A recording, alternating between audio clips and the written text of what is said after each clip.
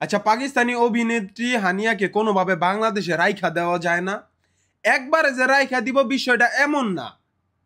ধরেন আমরাও পাকিস্তানি ভাইদের বাংলাদেশে ভাইয়ের কিছু প্রোডাক্ট দিয়ে দিলাম, যেমন লায়লা, বারিশা হক, পরিমণি অথবা সানাই মাহমুদ।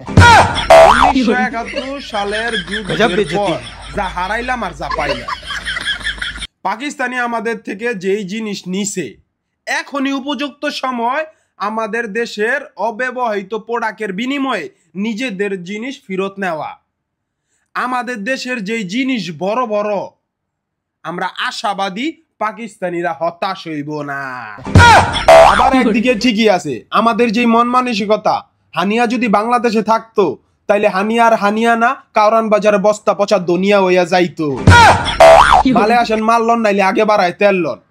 ধরেন সাংবাদিক একদিন নিউজ করতো, আইফোন 17 আনতে গিয়া কক্সবাজার উর্মি গেস্ট হাউসে এক ব্যবসায়ীর সাথে কট খেলো অভিনেত্রী হানিয়া।